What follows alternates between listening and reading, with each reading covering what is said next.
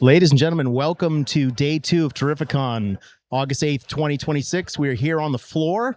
It is bustling. It is smelly, per usual, and it is filled with all sorts of characters and people. Speaking of characters and people, I have two gentlemen here that have driven a long way to be here, and we greatly appreciate it. We have producer Chris Byers, and we have actor-producer Tommy Mariano. These gentlemen are working on a TV show called Can't Go Home. TNT Limited Productions had the pleasure of providing some of the props and tactical gear for their production in the month of June. We also had Liz Ellis from Liz Ellis Photography was able to be there for a couple days to document what was happening. So they have made the journey down here to Mohegan Sun to tell us all about their project, Can't Go Home. So welcome to the show, guys. Thanks for being here. Try it again. Welcome to the show, guys. Thank you. Thanks, Don. All right, we're here. That's a wrap. That's Good night, everybody. It was a good show. All right. So now we know we have a technical issue. So technical issues aside, we're here. We are. If it's going to go wrong live, it will. Mr. Murphy always sneaks onto the production team. So, guys, thank you for coming down. So, if we could, I know you guys have a very long history together, and a lot of people will want to know how you eventually put together Can't Go Home.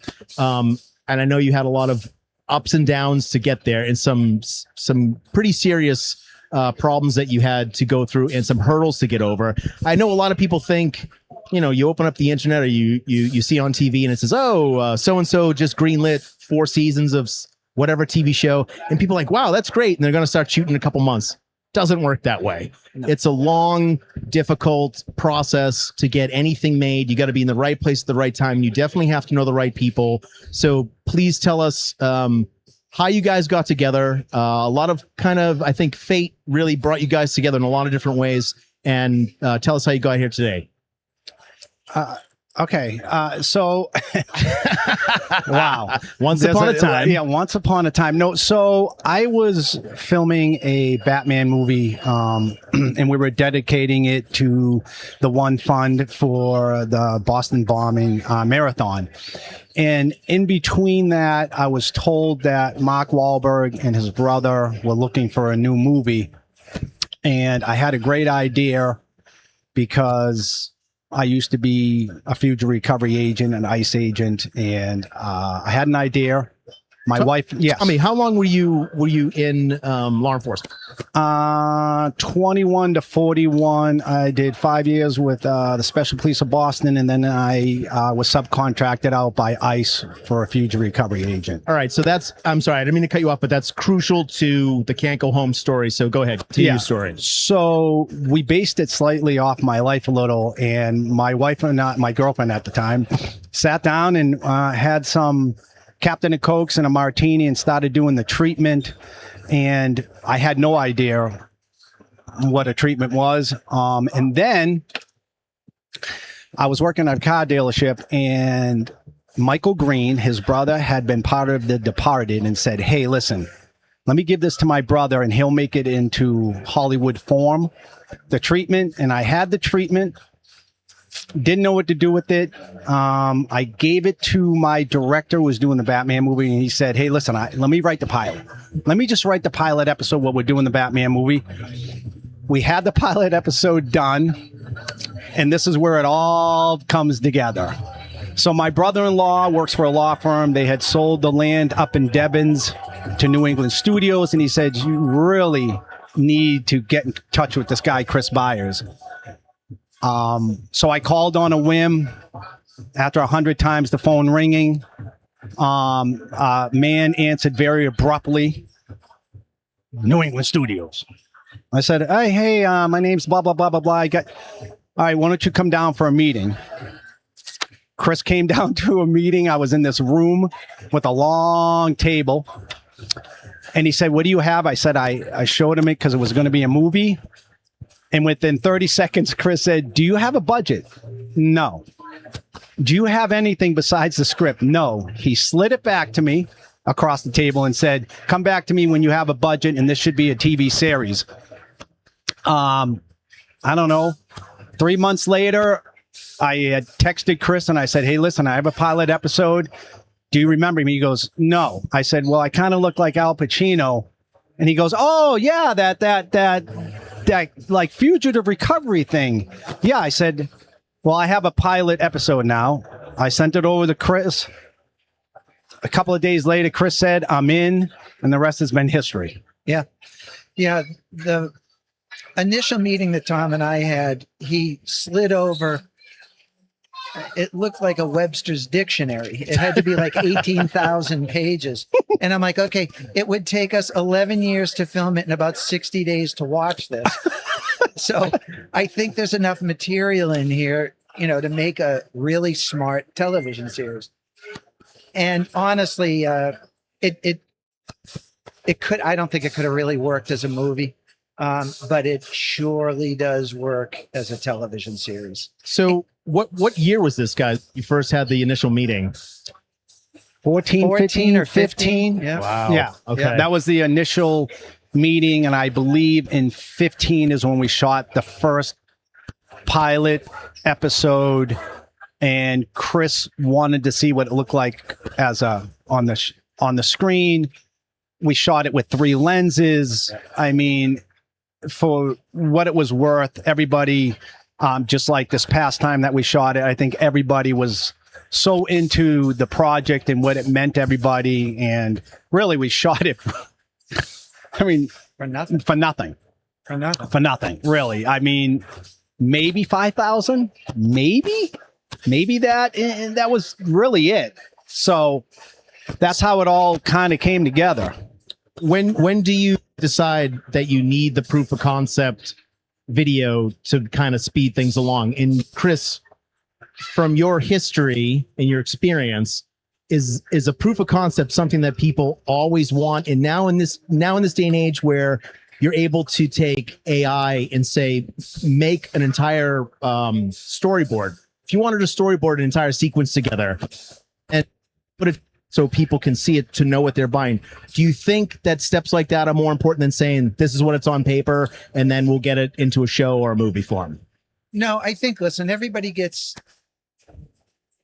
different ideas on how to get something done. And through the battle of getting it somewhere, they're going to tell you to do 50 to 60 different things. And everybody comes back with this and that and the other thing. And none of it means anything, to be quite honest.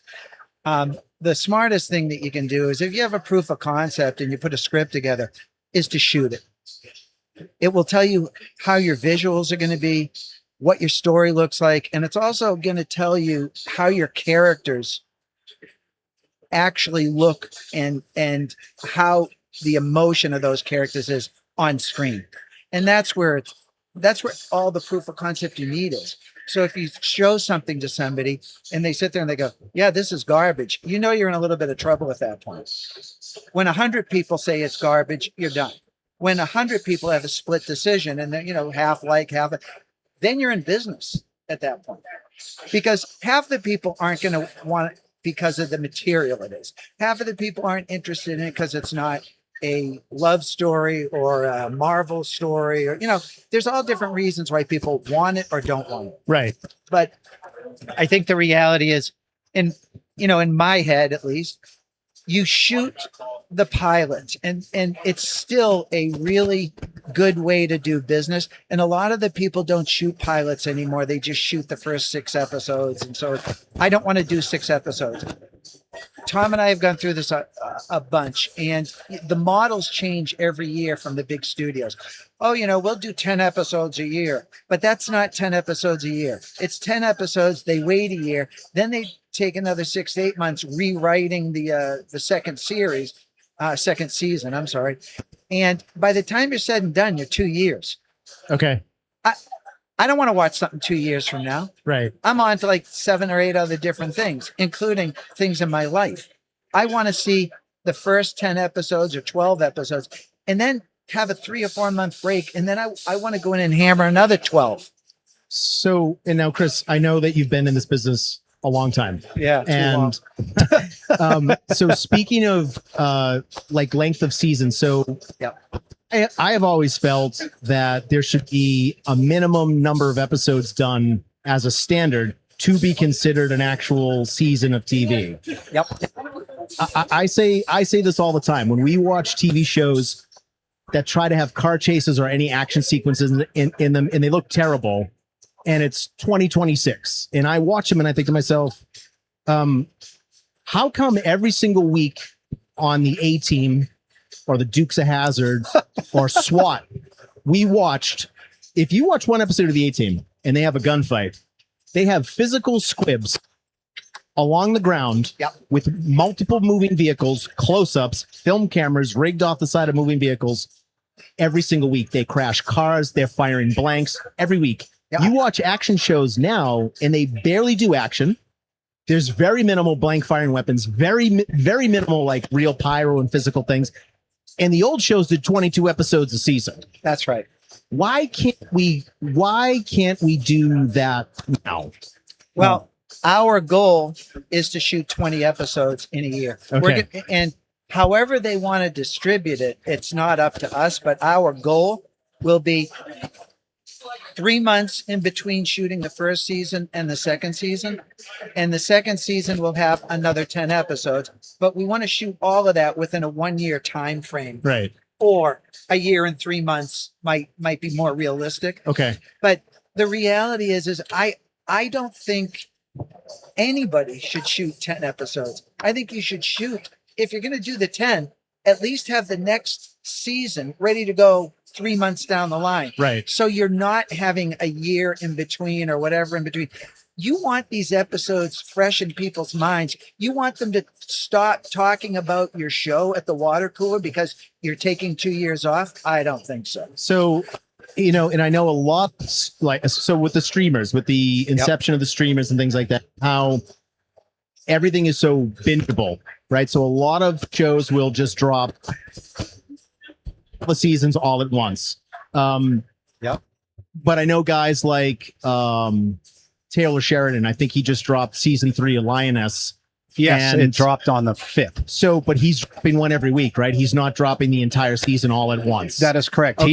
He does everything every week. You got to wait for the next one. Yeah. Question is, I want to get back to something real quick. Yeah. Why on the A Team when they busted out the back door with the AK-47s, nobody ever died? I'm just curious. Because they were special forces. Oh, okay. And they shot so well from the hip that they miss everybody. They miss everybody. And Well, just also, a question. and also Hannibal Smith was so drunk. I mean, it didn't matter. He And wasn't back to aiming the at Dukes of anybody. Hazzard, once you figure out they were just going in a circle, I was like, this show's stupid. I mean, back then I thought it was great, but when you get older, you go. But I think you were headed towards, are we going to use AI? Yeah. Are we going to use physical stuff? I mean, No, we're going to use very little AI, if any. Sure. The whole premise of this is really a love story without having the physical love story. It's still a love story. Right. And the reality to all this is it's human emotion. Right. And then the other part of this is the continuity is a big issue for both Tom and I. And that means instead of having the guy shoot, a 9 clip and 30 bullets later, he's still shooting.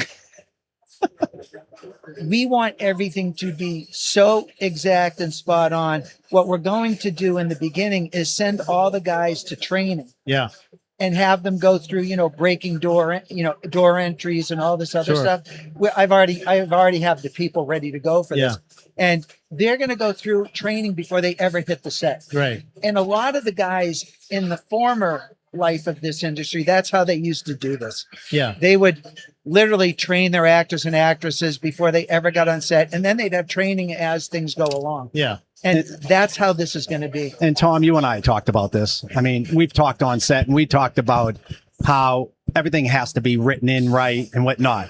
So when it comes to that training, Tom will be coming with us, but we've talked about how it has to be written in about the vest, the guns, how many clips, because it has to be, and I don't mean to bring up John Wick, but it has to be that good where it's just phenomenal continuity. No, bring it up, because that's what we're going to really try to follow. Is their continuity is Unbelievable. absolutely beautiful. So when a gigantic IP like that can set the standard for how tactical action is supposed to look, Yeah. then you saw a whole slew of movies coming out after that started to utilize all the same guys, all the same crew, and then it became everything that everybody wanted. It became the it thing to do. You know, everybody wanted the John Wick mag change, the mag flip when he dropped out the mag, and God knows kept tactical in business for quite a long time. It's probably one of the best advertisements that they could possibly. But I also think too, Tommy, to your point about making sure everything is written on the page. Sorry, guys, I just have better reception over here. I don't know why. I'm sorry. That's okay.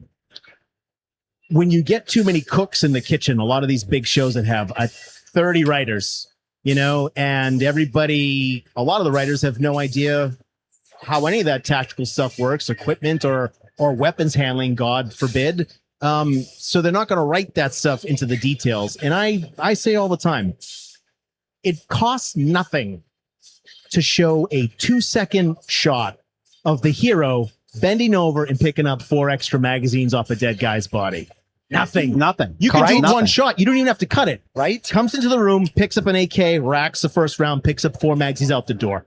Simple. Well, that's reality because that's what you would do. But nobody does. It's like we were talking the other day. You watched the movie Predator? Yep. I think 2 guys. So Jesse the Body Ventura has the backpack full of ammo, and Bill Duke is wearing a vest that has some mags in the front, and maybe one other guy. Schwarzenegger has no pouches with no ammunition. It's wild. It's wild. We know the jungle's hot, Arnold, but come on. I got to be honest with you. Chris and I have talked about this so much, and there is a huge scene at the end of episode either 12, whatever we decide to do, on a tarmac. And we've talked about the scene, and Chris is like, I think we should film this first. Yeah. And there should be no question if my partner and I run out of mags, he should be able to slide one over to me. I should be able to drop it in, not go, oh, it doesn't fit. What the? So we've talked about this, and I think this was like it's such a huge take on to do, but if it's done right, it will be quite incredible. So let's sort of, this is a great way to understand how we're going to do everything. When you sat there and looked at the last movie, maybe that you were even just talking about, and the guy runs out of ammunition and there's 2 dead thugs next to him with machine guns with full mags, and they don't lean over. We're going to be the show that actually strips it off of the dead guy, take it and use it against whoever they're fighting.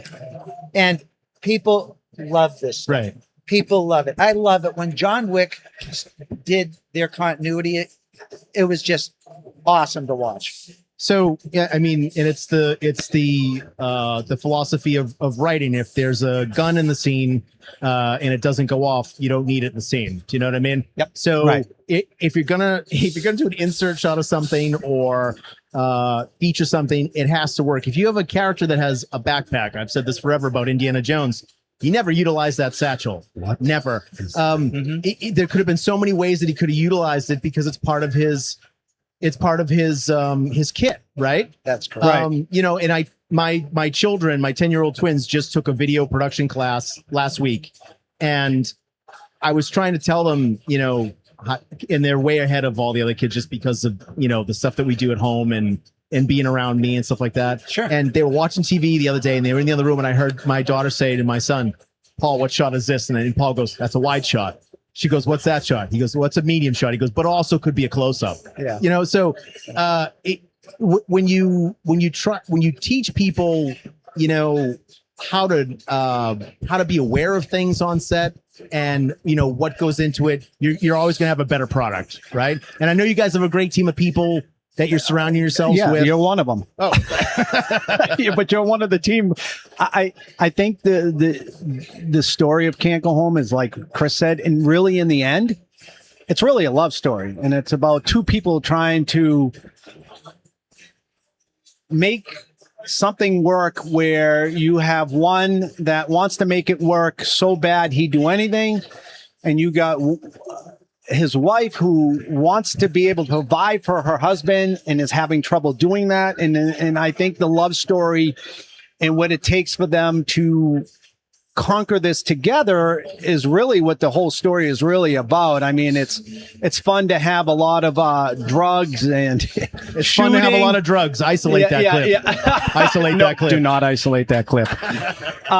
But I think in the end, it's really about a love story about two people trying to come together as best as they can. And unfortunately, you know, her husband's just something else. As you saw, as you saw her on set, And as you will continue to see through Yeah. the 50 episodes that we're going to do. yeah. So, Chris, I'm sorry, Tommy, who wrote the project? Ramsey Issa is the one who wrote all 7 episodes. I consulted on it, just on basic, hey, what did you guys do for this? When you went up to the JFK building, what did you guys do then? But he wrote it. Chris and myself and Lisa would read it. We'd come back with, hey, could we do this? Could we do, you know, and with any writing room, With the it was notes. just, with the notes. And I think the pilot episode has been rewritten 4 times. At least. But this last one we did, I actually wrote the last trailer that we did. I put that one together. Unfortunately, Ramsey was busy and he just didn't have the time, but he's the one who wrote all 7 episodes. He's the one who created somewhat of all the characters and how they were going to interact. And I think once we're all in a writing room together again, I think it will just grow even more. Yeah. Because it's been a long time. Yeah. I mean, from the inception of this project to now, we've probably changed 8 characters, added a bunch of characters, and the information that we can shoot now is totally different because of the climate of this country. Right. And you know, it's interesting, but we try to stay middle of the road with the politics stuff, but the politics do play a certain part of the fuel Right. for everything that goes on in this show. Of course. Yeah. And you know, you can pick your own side. We're gonna put the truth up on the screen. And also, it's hard if you want to go real hard to the realism about, you know, how they act, how they talk, how they move, how they shoot, and then when a guy like his character goes to pump gas, he's probably going to catch some heat from somebody who's at the gas station. Or there's going to be, you know, a secondary interaction or things like that. Do you know what I mean? You can't get around that. And Right. it's kind of like the video he sent me, Tom, that I loved on. Then he's like, look at the equipment. Oh, I can't help it. You know what I mean? It's like in my feed, it's just tactical gear and no, equipment. I know. No. And I was telling Chris, I'm like, I liked the video until I wrote, Tom, check out the equipment. Yeah. Oh, that's exactly what we wore. And the message and the equipment, I mean, what's happening in the video is pretty horrible. Yeah, you know? it is. But I'm looking at the gear. Since we talked, I mean, Chris and I, we talk about this all the time. We go through this all the time. I mean, you know, unfortunately, immigration is always going to be a topic no matter who's in office. So we try to stay as neutral as we can, but you're going to have to bring some of that to the screen. And we have a great way that we're going to bring it to the screen. Yep. And I think people will love to hate Tom, the character. I think the women will love to hate Tom. You know, a minute they're like, the guy's what a loser. And then a scene later, oh my God, look what he just did. He's you the want to best take him guy. home. Right. You want to take him home for Christmas dinner. So, but yeah, I mean, for 10 years that we've been doing this, it has been an up and down ride for us.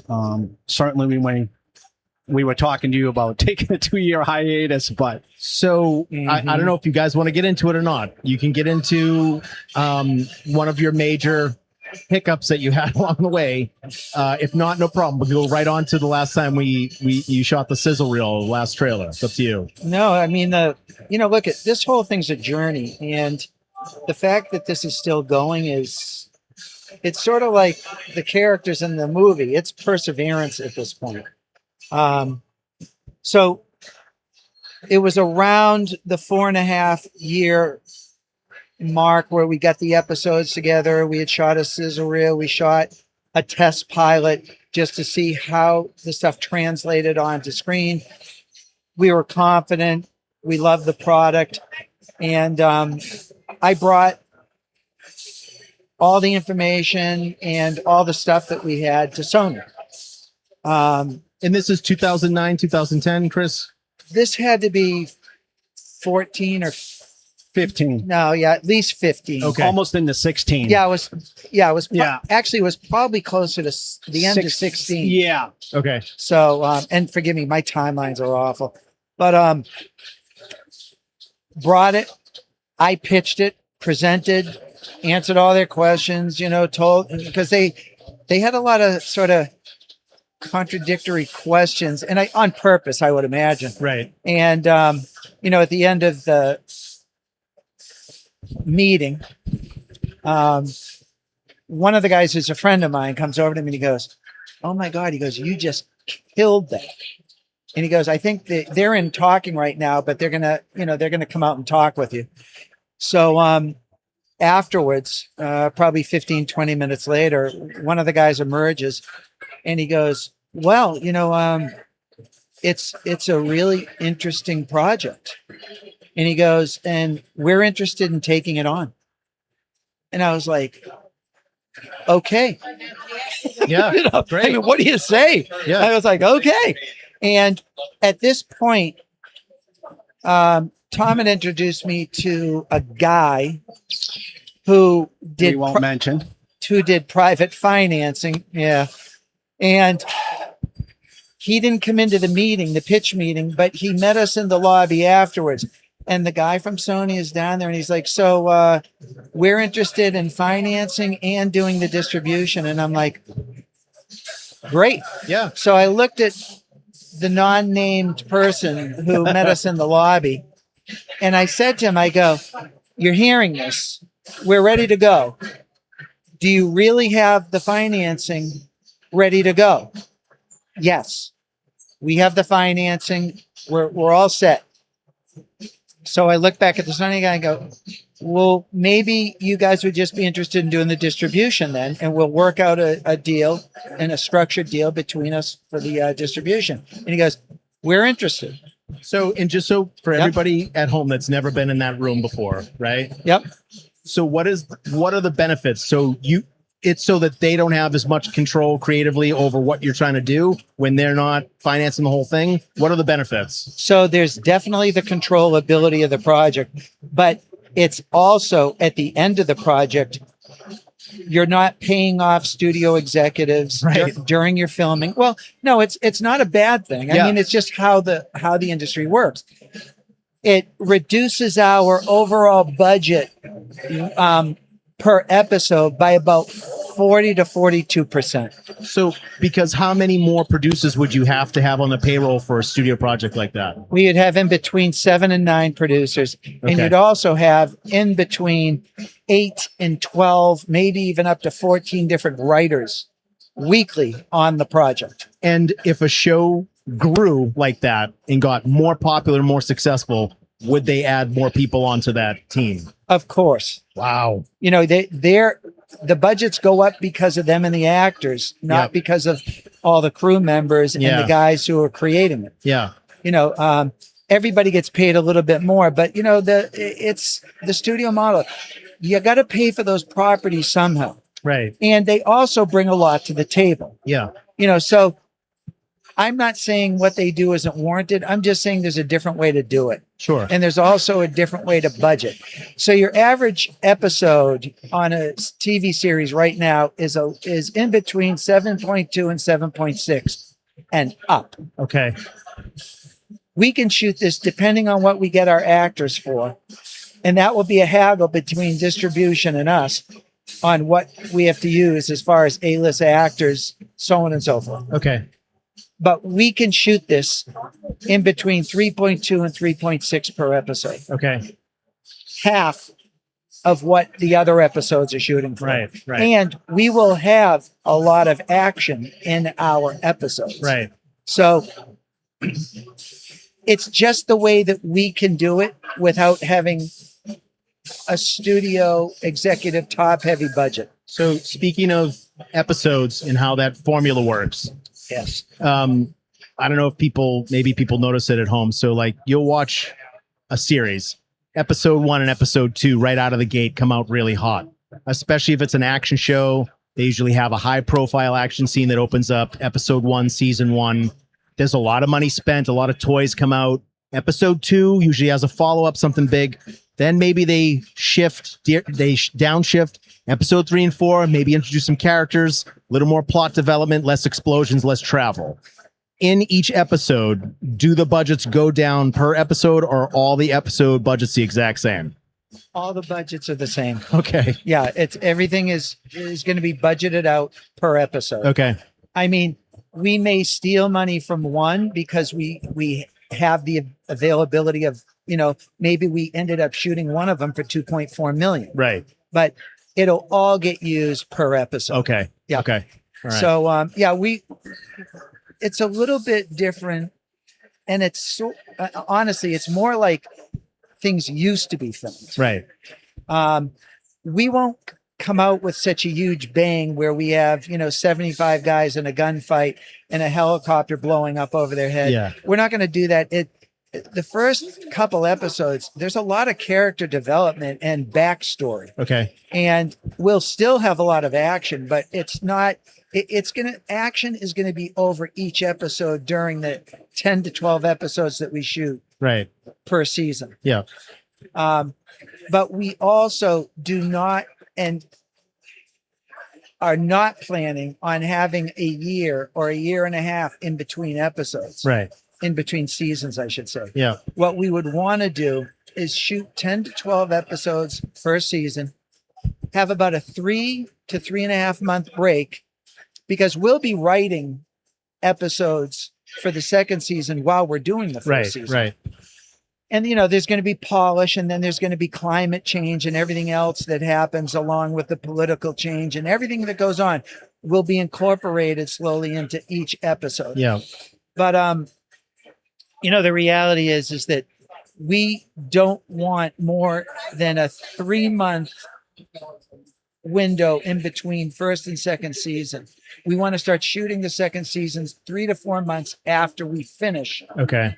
Or after the first season stops airing. Right. So that is the formula that we want to use.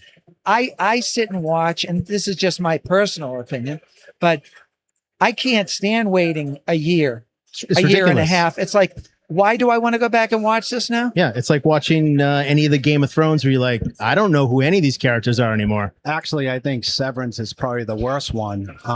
As much as I like the show, but you can't wait 3 years, 2.5 years to put out another season because people have already moved on to whatever, whether it's Silo, whether it's Lioness, whether it's Dutton Ranch or whatever it is. People just go. And I think the worst thing I find is when you're going to do a recap, do a good recap, because I still watch the recap and go, I don't remember that would happen. So I think for us, we have a different concept. Losing your momentum is a major factor in anything, right? Yeah. If it's professional sports, if it's TV, or if it's, if it's film, especially like since we're here at Terrificons, many of these Marvel and DC properties, especially Marvel, now that they're doing a major shift in some of their storytelling, they let out so many TV shows out of the gate to bridge the major movies that they had coming out. And then they seem to have cooled off because of just, they weren't making a lot of money. Well, it's funny because you're talking about momentum, and that was the meeting that we were just talking about before we jumped a little bit. But we had incredible momentum, like way better than most people can get, and especially in that period of time, because it was only about a year maximum that once we decided we were ready. Yeah, it took a little under a year to get from concept to a yes. In approximately how many meetings was that before they actually said yeah? One. You're shitting me. Oh no, I'm not. One. No, my friend looked at me and goes, "You nailed." You nailed that meeting. He goes, usually people come in, they're not organized. They're not, and he goes, answers to everything, concept answers to everything. And that's why he said they came out and they were ready. Wow. But, so from there, it went to shit. It went to shit. It went to shit quick. Excuse me, audience. Yeah, sorry for the swears. No, but fuck it. You can say whatever the fuck you like. I mean, it went to shit. I mean, when I tell you it went from Well, okay, so if I can say anything I want, I Yeah. wanted to kick everybody I looked at in the balls right after that one. Yeah. Isolate that clip too. I want to tell you Hashtag kick everyone in the balls. Can't go home Thomas, TV. I have to tell you, I'm going to tell you exactly where I work because Chris called me. I was on 128 driving back from Watertown. Oh, God. I was at University Ave near Canton. Chris called me in my car. My daughter in the back, and Chris goes, "It's done. We got it. We're doing the show." Swear to God, I was like, "Oh my God, this is incredible." Sure. I don't know. It just went to shit real quick. So days later, my wife called me and said, there's like 5 FBI agents here at the house. You need to come home. And I said, come home. Why? She goes, they need to talk to you. Yeah, she's the one with the dogfighting ring. What do you want to talk to me about? Yeah, right. She's the one who, her and Michael Vick had that. That was not me. Yeah, Anyways, big Eagles fan. And then Yeah. wait a minute. And then funny enough, they end up showing up at my house too. Yeah, Sure. So I walk in. I seriously did not know what to expect. I'm starting to go, We have did no I idea. run somebody over? What did I do 10 years ago? I'm starting to go back, and I can't mention the person's name. They said, do you know this person? I said, of course I do. We just want to let you know your investment is gone. And I said, what do you mean investment? Your partner's investment is gone. I said, no, I'm not understanding. What do you mean gone? The money you invested is gone. And It was fraud. it was fraud. And I said, wait, I'm not going to give out the number, but it was hundreds of thousands. And I just, at that time, I couldn't even concept that. What do you mean it's gone? And they had said, well, it was fraud. And there's 13 other people in this lawsuit. Him and his partner spent the money on casinos, paying back child support, paying back for colleges. And then Chris and I start talking. We go, wait, so when we went out to dinner at the Frisco's and they paid, we were paying. Yeah. It was our money they were using. And this came Well, out. actually, Tom, not at that point. It was the other people who they The ripped other off. people they screwed. We didn't pay for anything until his kid went to college, Yeah. And we're not which I talking, want the degree. Yeah. And we're not Honorary talking, doctrine. And we're not talking like $1 million. He scammed like 13 million from friends and family. Oh yeah, this was a lot of money. And I think the worst one was obviously His the brother. guy. Yeah. And so Chris and I were called in by the United States. Yeah, we actually had to go testify in Washington. People versus can't go home TV. No, people versus people versus this scumbag Oh. fraudster. Yeah. Yeah. So there are a lot of hurdles to go through that are kind of standard, right? Especially for Chris. Especially for Chris who's been doing this for a long time. God. That's not a hurdle that you expect, right? To invest so much money that you have and have none of it actually, well, to have it all stolen. Stolen. Yeah, it was stolen, and I think at the time when Chris and I were going back and forth, and I'm going to say this on air because it already happened. Well, this is going to be a big one. I'm going to eat a lot of crow for this, but I did not tell my wife at the time that I had invested this money into the project. Oops. Until my wife found out. And I mean, what do you say? Knock, knock. Yeah, Who's there? and God rest my dad's soul, because he was the one who probably saved my marriage at the time. And I can't fault anybody being mad. It's not that I lied. I just never said. So I think when we were going back and forth to Virginia, and obviously the United States was paying us to fly, they were flying us back and forth, hotel rooms. We're doing this thing. And I think Chris and I in the courtroom probably had the best show between the two of us, because the DA and the FBI, they really wanted us to really sink the ship for these guys. And I think we did that. And I think, the attorney that the fraud team had was useless. He looks at me and he goes, "So you were trying to get money for a television series?" And I go, "Yes." Yeah, it can't possibly be the first time he's heard this. And well, yeah, the last time. I don't know. I think he was enamored just by being near us. To be honest with you, he was awful. He slides a treatment over to you guys halfway through. Yeah. Are you guys interested in this? I got an idea for a struggling, mildly attractive DA. Yeah. And It's a rom-com. Yeah. And here's the thing. When you're sitting waiting to be called into this courtroom, and this is not like, hey, I'm going to do a courtroom because, I murdered somebody. This is like, it was intense. And I couldn't listen to Chris's testimony. They wouldn't let me. No. But I could listen to yours. But he could, because I was the last. So they waited for me to be the last one. I kid you not. And Chris goes in, does his thing. I hear some chuckles from the jury. Oh God. I'm like, what the fuck? Chris is out there doing crowd work. Yeah. And I'm like, and I'm not going to lie. I honestly, and not to swear, sorry, everybody, but I was like, what the fuck is going on in there? Right. And then I'm like getting nervous. My hands are getting sweaty. I'm like, it's almost like an audition. And they go, Thomas Mariano, please come to the courtroom. I'm like, That's my name. yeah, it's weird. It's the same weird. What? Go ahead. Do you swear to tell the Yeah, truth, yeah. the whole truth, and nothing but the truth? So Ain't no thing. Right. So I sit down. I sit down and I'm going to tell you the judge was on our side, and Chris knows this. The judge was totally on our side. I sit down and this guy's lawyer goes, Mr. Mariano, so you claim that you were on SWAT, what, 21 years? Judge goes, excuse me, sir, we're not going to, Mr. Mariano, thank you for your service and thank you for everything you've done for the United States. You are not going to question his credibility as a police officer. Continue. Yeah. Oh yeah. So I said, okay. And then they go, the DA goes, so Mr. Mariano, can you tell us all the movies you've been in? Oh, Christ almighty. So the DA, I list all the movies. Yeah. And as we're listing the movies, this guy asked, so would you like to tell us what's in your retirement fund? I said, no. Were you going to use that towards the project? I said, no.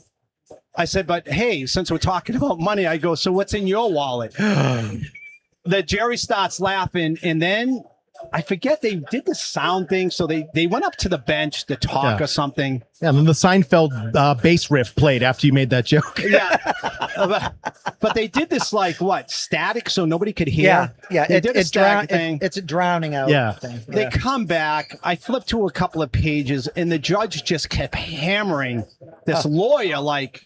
Yeah, not happening. Not happening. You're not going to discredit Good. this guy. And Chris and I left there. I was emotionally beaten. I was like, man, my shot of this show ever happening was gone. And Chris is like, listen, we're not going to do anything. Let's just live life.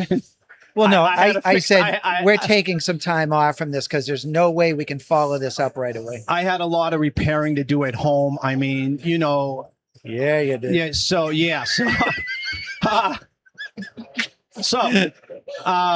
So, there's always a fall from grace, but nobody likes a better story than a comeback story. So how did you guys come back from that to get to where you are now?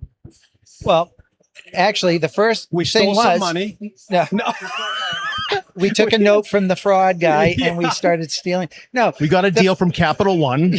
Thanks to Tommy dropping what's in your wallet. What's in your wallet? Yeah. And I seriously did drop that. That is on record. Wow. the reality is Tom had to fix his home deal first, and that was not in 10 minutes. That took a little bit of time, and then we sort of just hung out probably another 6 or 8 months. And, Yeah, we played golf. We Yeah. did family stuff. I mean, if everybody doesn't know, Chris and I are, if nothing ever happened to the show, we are best of friends. We are, we are connected. Our family's connected. Yep. So for us, it was like, you know what? If the FBI is still listening, their families are not connected.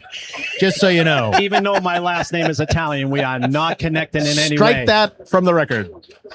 Strike that. Sorry.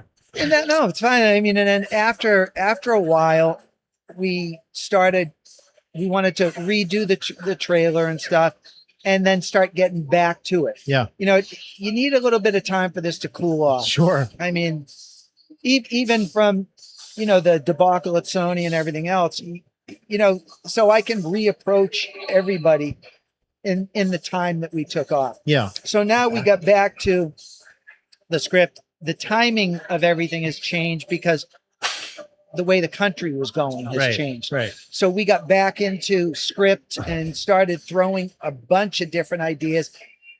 Now the script's twice as good as it was. The information that we have, twice as good. The characters have way more latitude and longitude, and they're going to use it. Yeah. So, and the other thing that we really, I think, got into the understanding of Can't Go Home is we want everybody's opinions on things. There's no hierarchy to this. Which is, I'm so happy that you said that, because I've said it at least 6 times this weekend in multiple ways. Oh, good. Yeah, we talked about the hierarchy and how you can't say things on a set. I can tell an extra to stop twirling the guns, but I can't tell the principal not to fuck around with the guns and be unsafe on set, because you'll get in trouble for saying it. No, not on our deal. So not our set. As a matter of fact, we've incorporated some of the guys who are going to be actors we ask them for their opinion, ask them for their script ideas. I love that. I want background on your character so we can implement it into everybody else's. Right. And through that background, we actually incorporated different parts of the script. Now it's going to be a family element, right, instead of just good versus evil. So now there's 10 layers instead of 3. Yeah. I mean, this has helped us tremendously. And we don't want somebody walking on set going, yeah, I'm the boss. I'm the... Nuh-uh.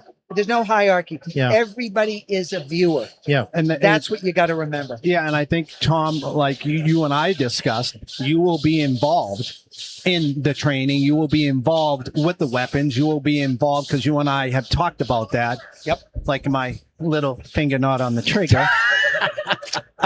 Yeah, Tom, we were going to talk to you about that. You're fired. Yeah. No, but we want everybody involved.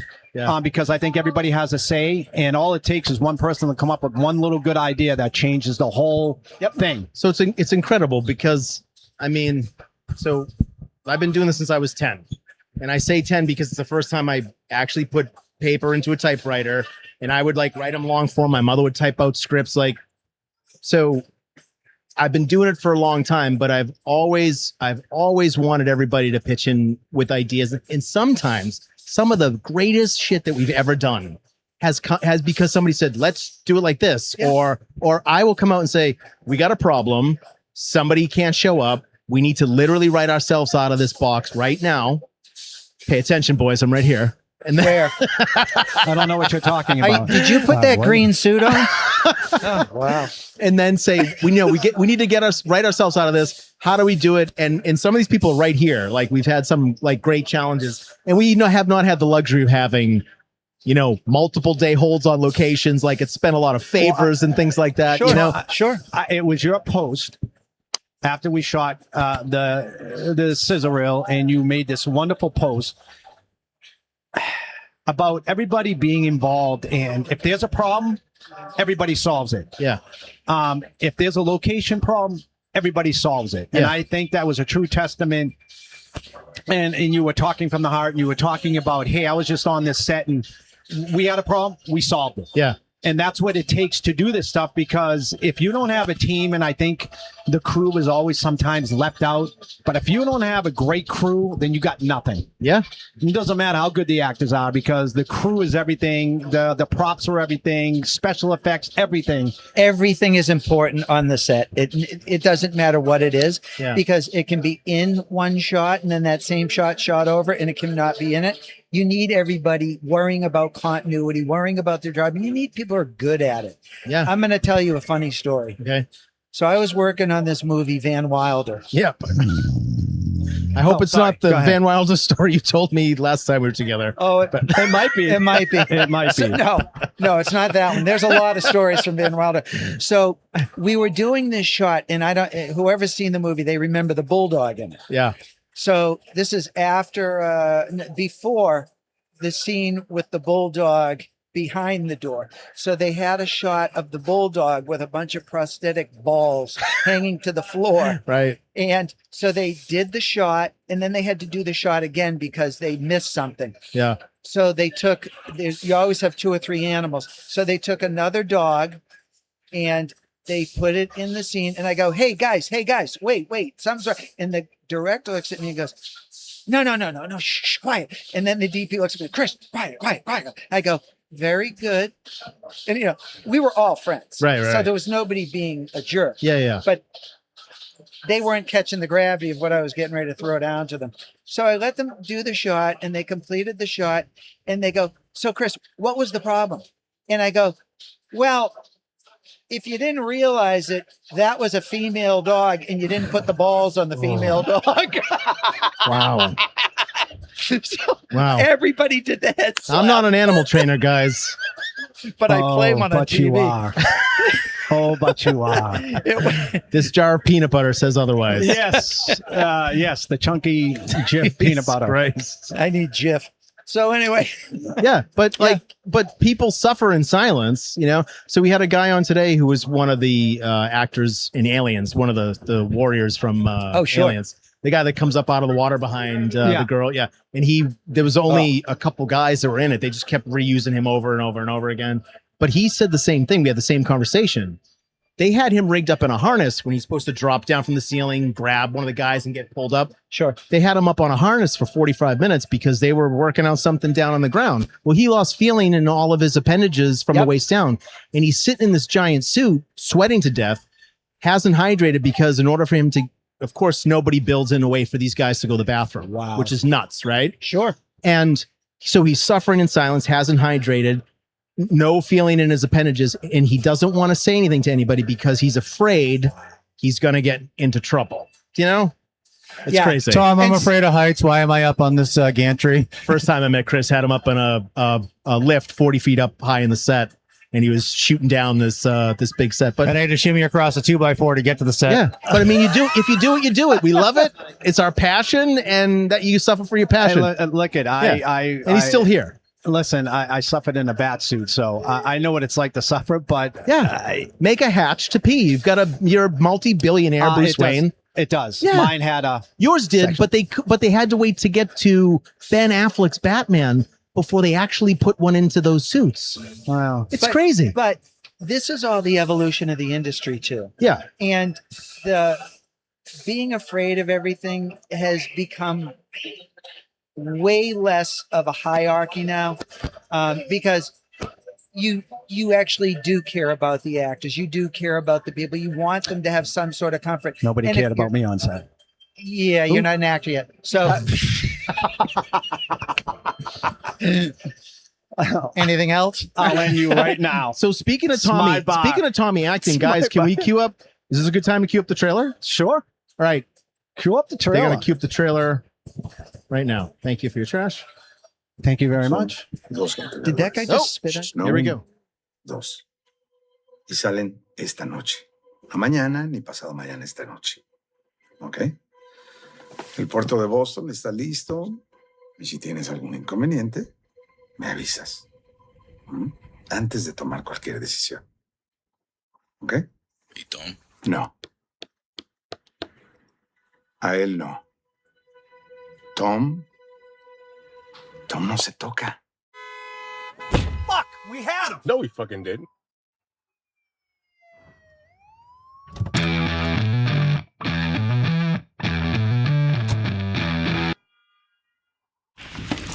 Hi guys, how's it going? Man, suck day. Yeah, you both look horrible. Don't look now, but the guy at the corner booth's been asking about you. Él no es parte de la negociación. Él es otra cosa, ¿ok? Es otra situación. A él déjalo fuera. ¿Ok? Can you trust him with that? I do not trust anyone. I control them. 2 containers, Boston Port. Boy, oh boy, that's a lot of movement. It's not movement. It's timing. And Tom, you're protecting him. I'm not protecting him. I'm just keeping him outside of something he doesn't understand. He understands more than you think. No. He understands enough to be dangerous. That's why he needs to stay out of it. You don't get to decide that. I already did. This isn't about business. Everything is about business. Not the way you said his name. You don't say a name like that unless it matters. Stay focused, Agent. The shipment moves tonight. And if he gets involved anyway? Well, then, we will have a problem, and it's not because of him. Boy, oh boy, you were playing a dangerous line. No. I'm managing it. I hope you're right. In a Boston school shooting, one man, a future recovery agent, risked his life, went in alone and saved the kids. Last one, bro. State police already here. What a day.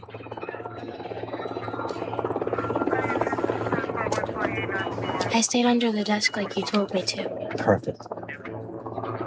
I didn't think anybody was coming.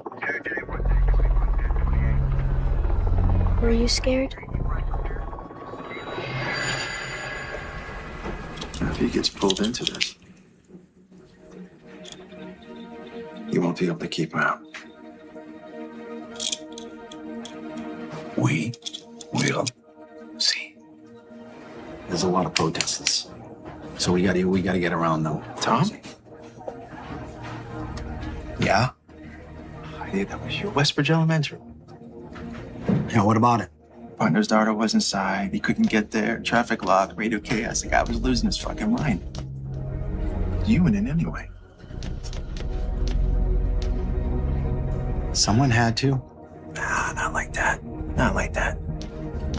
Now, you heard the shots and you had to go in. You found her. I'm glad I got you. Pulled her out, right? Gave her back to her father. The hero. You don't know me. I know it matters to Tom, right? Stay away from the containers at Pier 17. What containers? Not your concern. If it involves Tom, it involves me too, motherfucker.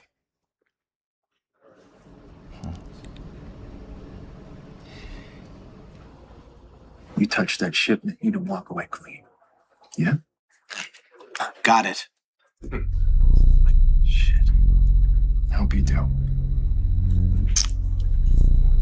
Oh, like I was saying, so I forgot to mention, I'm really sorry. My condolences. I heard your wife can't get pregnant. Man, that must eat at you every day, right? Little by little by little. How does that feel, huh? Look at me. Look at me. you don't know me. Huh? Who the fuck are you? Tom, we can go. I've had enough of this bullshit. I will fucking end you right here, right now! Or nobody will give a flying fuck! No. Tom. Tom!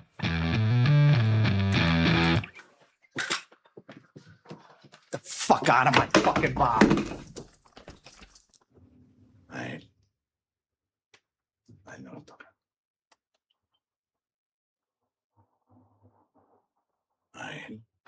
No. No tocan. Tell Tom to have his wife.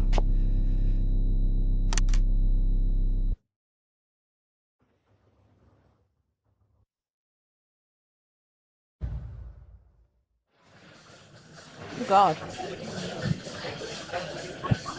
Who said that?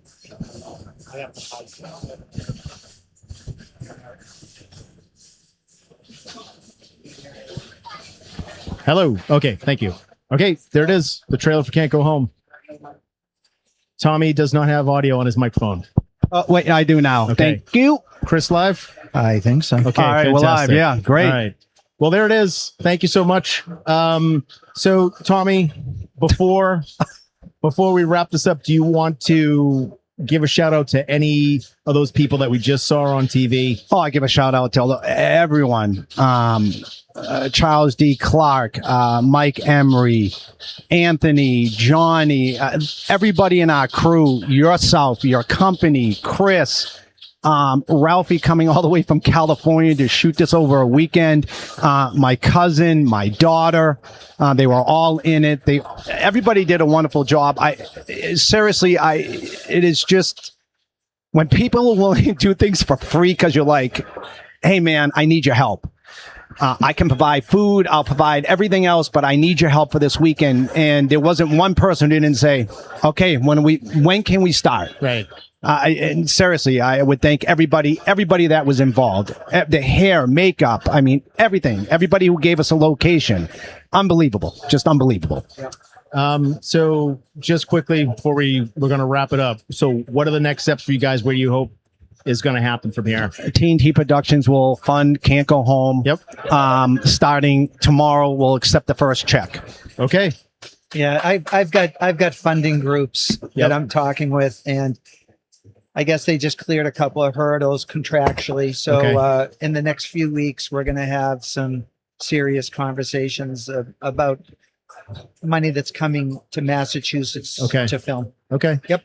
All right. And is this something that you want to shoot in Mass, or is this going to be somewhere else? Well, we're definitely going to shoot the main part of the story in Massachusetts because it is a Massachusetts story. Right. So we're not going to go to New York to shoot it. Thank you. Or Canada. I mean, I don't get any of this stuff. Yep. Boston's a fifth character in any movie. Okay. Why would you shoot it anywhere else? I don't know. Then from there, the other part, maybe 15 to 30% of the film.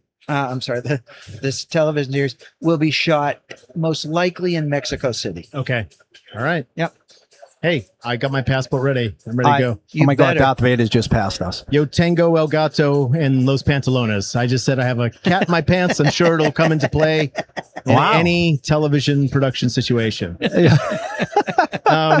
So truly, guys, I was very happy to be a part of the production. Thank you so much. Of course. For giving us the opportunity. And I expect nothing but great things from you guys. People are passionate that involved. Thanks so much. Some thoughtful people here. And then there are people crop dusting us right in front of my face. Oh my God, that's awesome because you'll never know who it was. What a wrap up.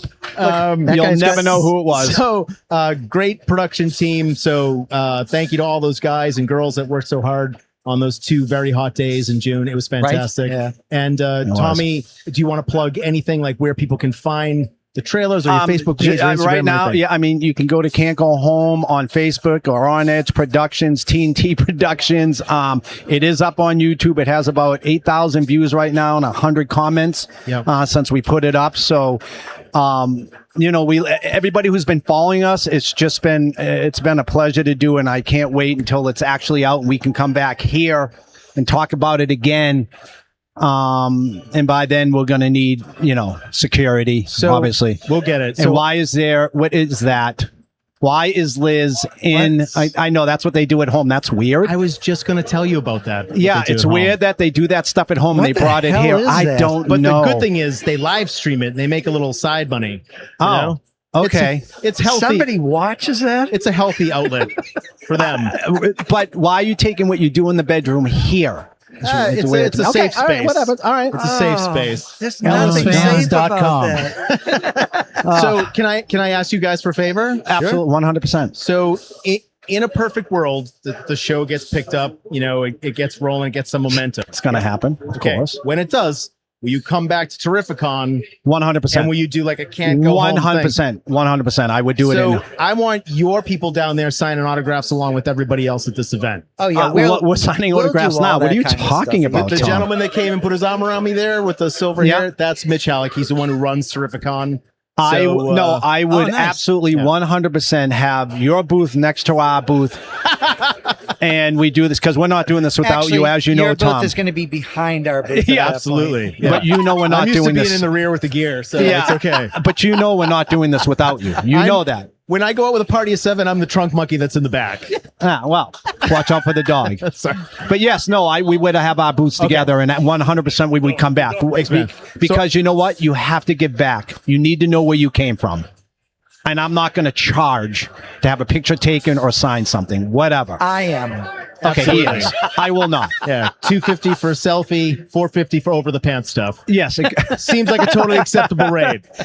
Massive return on that investment, I promise you, folks. Yes. So seriously, guys, thank you, Tom Mariano. No, thank you Chris very Byers. much. I really appreciate everybody from the Can't Go Home TV team. I appreciate you guys coming down. I know it was a long ride. Oh, it's not that long. We took the private jet. Really saving on gas prices these days. Exactly. So thanks, guys. I appreciate it. Thank you. Thank you. Thank All you right, for having us. And from the Take 12 podcast from the floor of Terrificon, Saturday, August 8th, 2026. That's it. And we'll see you guys again soon. Thanks for watching. Thank you.